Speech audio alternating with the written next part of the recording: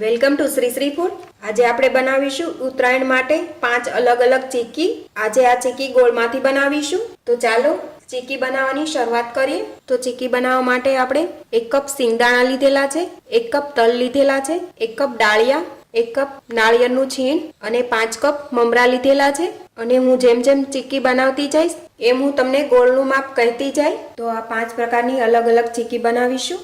હવે આપણે સૌથી પહેલા ચીકી માટેની સિંગ શેકીને તૈયાર કરીશું। એક કડાઈ લઈશું, તેની અંદર આપણે સિંગ શેકાવા માટે નાખીશું। આ સિંગદાણા વજનમાં 250 ગ્રામ લીધેલા છે। સિંગદાણાને પણ સ્લો ટુ મીડિયમ ગેસ પર શેકીશું। સિંગદાણાને તમે હાઈ ફ્લેમ પર શેકો તો ઉપરથી તેનું ફોતરું શેકાઈ ગયેલું લાગે, પણ જ્યારે સિંગ તમે ખાઓ ત્યારે ખાવામાં પોચી લાગે અને જો એવી સિંગની ચીકી બનાવો તો ખાવામાં ટેસ્ટી ના બને। હંમેશા સિંગને સ્લો ટુ મીડિયમ ગેસ પર શેકીને ક્રિસ્પી કરવી। આ રીતે સિંગ શેકાશે એટલે તેના ફોતરા અલગ થઈ જશે અને કલર પણ બદલાઈ જશે। હવે આપણી સિંગ એકદમ સરસ રીતે શેકાઈ ગઈ છે અને તેનો કલર પણ બદલાઈ જશે। તેને નીચે ઉતારી એક પ્લેટમાં લઈ ઠંડા કરી લેવા। ઠંડા થઈ જાય ત્યારબાદ તેના ફોતરા ઉખેડી સાફ કરી લેવા। હવે તે જ કડાઈમાં આપણે 1 કપ તલ શેકીને તૈયાર કરીશું। તલને પણ આપણે સ્લો ટુ મીડિયમ ગેસ પર શેકીને તૈયાર કરવાના છે। તો આ રીતે તલને હલાવતા શેકીને તૈયાર કરીએ। તલ શેકાય ત્યારે તેમાંથી તડતડ અવાજ આવશે। તલ શેકાવાનો અવાજ આવતો ઓછો કે બંધ થઈ જાય એટલે સમજવું કે તલ શેકાઈ ગયા છે। આટલા તલને શેકાતા 4 થી 5 મિનિટ જેવો ટાઈમ લાગશે। તલને તમે માઇક્રોવેવમાં પણ શેકીને તૈયાર કરી શકો છો। હવે આપણા તલ પણ શેકાઈને તૈયાર છે। ગેસ બંધ કરી નીચે ઉતારી એક પ્લેટમાં લઈ લઈએ। ફરી આપણે તે જ કડાઈમાં એક મોટો બોલ મમરા શેકી લઈશું। મમરાને પણ આપણે આ રીતે ફેરવતા શેકીને તૈયાર કરીએ। મમરા એટલે શેકવાના છે કે ફ્રેશ પેકેટ ખોલ્યું હોય ત્યારે તો મમરા ક્રિસ્પી જ હોય, પણ એને ખોલ્યા પછી હવા લાગી જાય તો આ રીતે શેકીને ક્રિસ્પી કરી લેવા।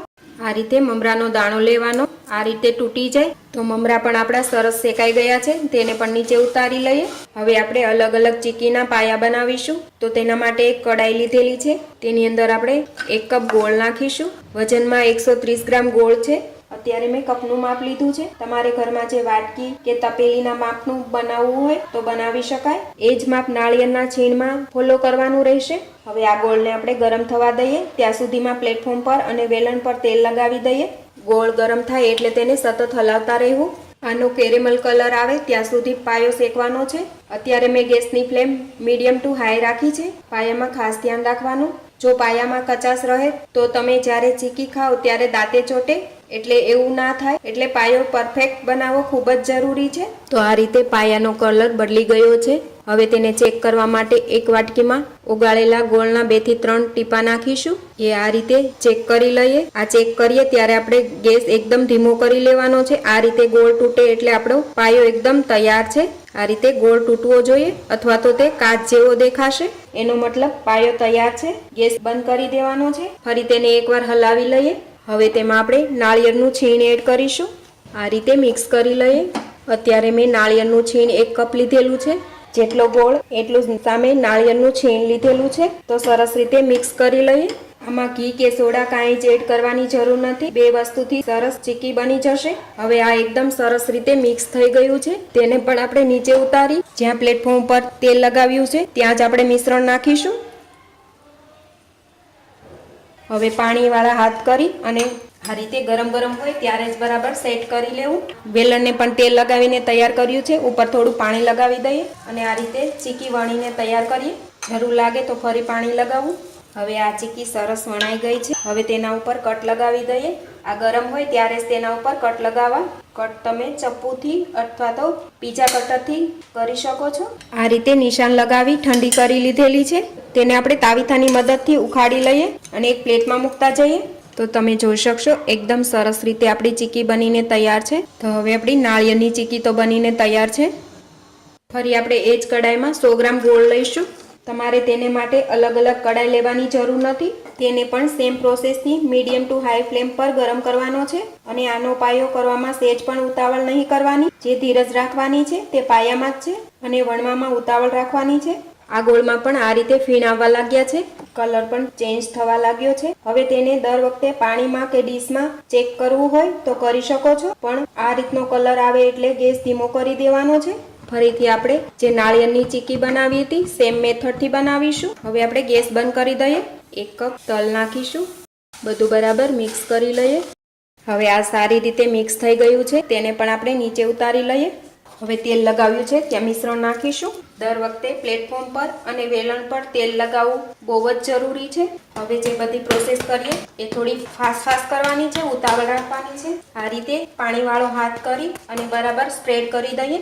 હવે તેને વેલણથી વણી લઈશું. વેલણ પર પણ પહેલા તેલ લગાવ્યું છે, પછી પાણી લગાવી તૈયાર કરી લીધેલું છે.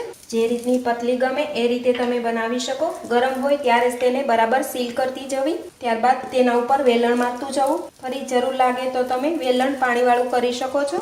તો આ તલની ચીકી પણ આપણી એકદમ સરસ વણાઈ ગઈ છે. ગરમ હોય ત્યારે જ તેના પર નિશાન લગાવી દેવા, જેથી ઠંડી થાય ત્યારે આસાન અલગ કરી શકાય છે. આ રીતે ઠંડી થાય એટલે તેને તાવીથાથી આપણે ઉખેડી લઈશું.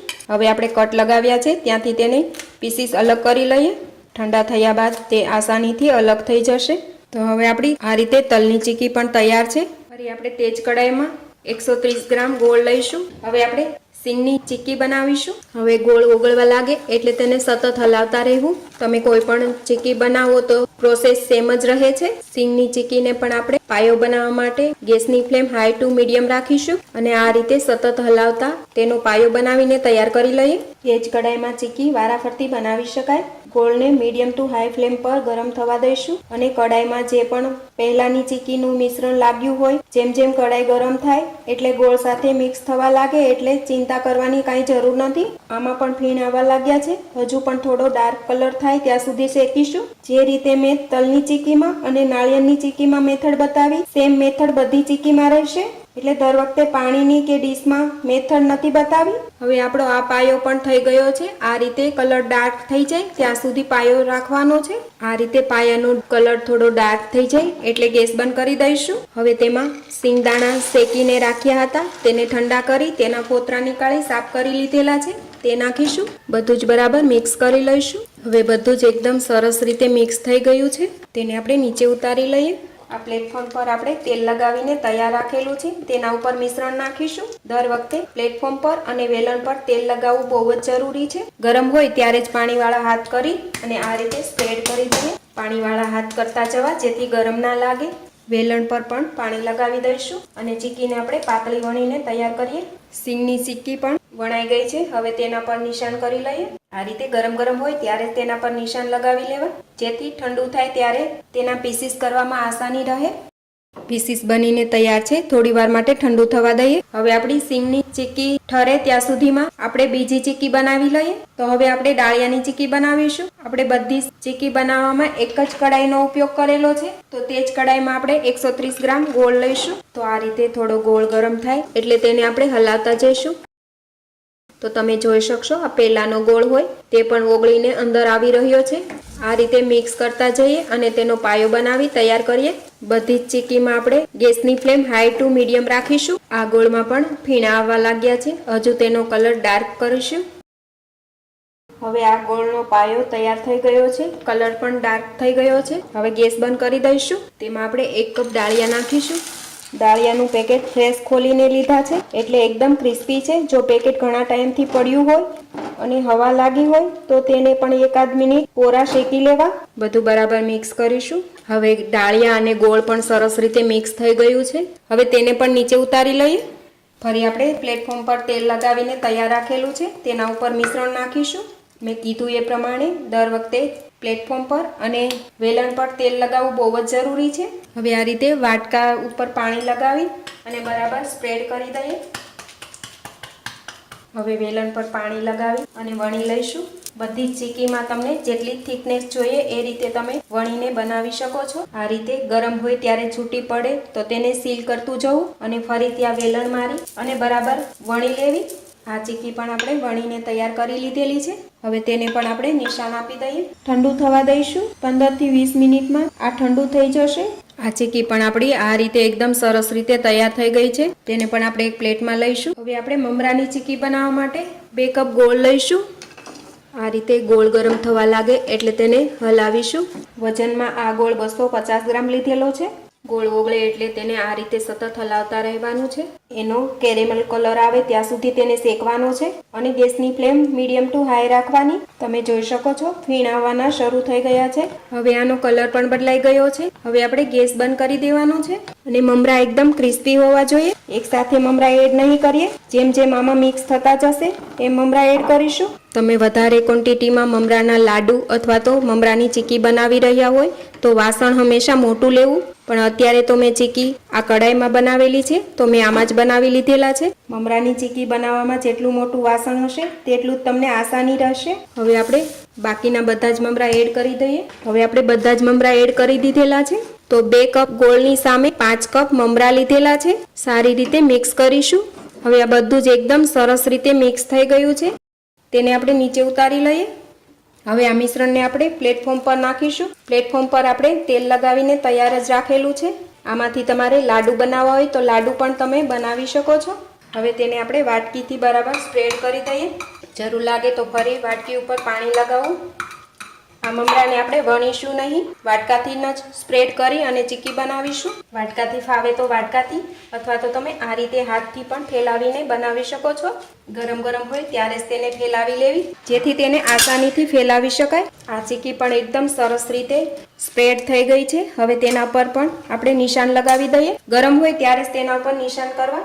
હવે તેને થોડી વાર માટે ઠંડુ થવા દઈશું. તો બધી જ ચીકીની જેમ આ ચીકીને પણ આપણે ઠંડી કરી આ રીતે પીસ બનાવી લીધેલા છે. ચીકીને આપણે ગરમ હોય ત્યારે જ તેને નિશાન લગાવી દઈએ તો એકદમ સરસ રીતે પીસ બનાવી શકાય છે. તો હવે આપણી બધી જ ચીકી બનીને તૈયાર છે. હવે આ બધી જ ચીકી બનીને તૈયાર છે. ચીકી ઠંડી થઈ જાય પછી તમે તેને ડબ્બામાં ભરી 20 થી 25 દિવસ સુધી સ્ટોર કરી શકો છો. આ એકદમ સરસ ક્રિસ્પી અને ટેસ્ટી બને છે. તો એકવાર આ રીતે ચીકીની રેસીપી જરૂરથી ટ્રાય કરજો. ચીકી બનાવતી વખતે થોડું ધ્યાન રાખવું. તમે ગોળનો પાયો બનાવો ત્યારે ગોળ થોડો ઓગળે એટલે તેને સતત હલાવતું રહેવું. ગોળ કેરેમલ થાય અને કલર બદલાય એટલે તેને વાટકીમાં પાણી લઈ ચેક કરવું. જો ગોળ તરત જ હાથથી તૂટી જાય તો તેનો પાયો બરાબર છે અને તે કાચ જેવો દેખાશે. અને બીજી રીત એ છે કે તમે ગોળ મોઢામાં મૂકો અને દાંતે ના ચીપકે તો પાયો બરાબર છે. દાંત સાથે ચીપકે તો ફરી 1 થી 2 મિનિટ મીડિયમ ગેસ પર રહેવા દેવું. ફરી ચેક કરી પાયો તૈયાર કરવો. તો આટલું ધ્યાન રાખશો તો તમારી ચીકી પણ એકદમ ટેસ્ટી અને કુરકુરી બનશે. તો તમે જરૂરથી બનાવજો. અને તમે મારી ચેનલ પર નવા જ હોય તો મારી ચેનલને લાઈક, શેર અને સબસ્ક્રાઇબ જરૂરથી કરજો. તો ફરી મળીશું એક નવી રેસીપી સાથે.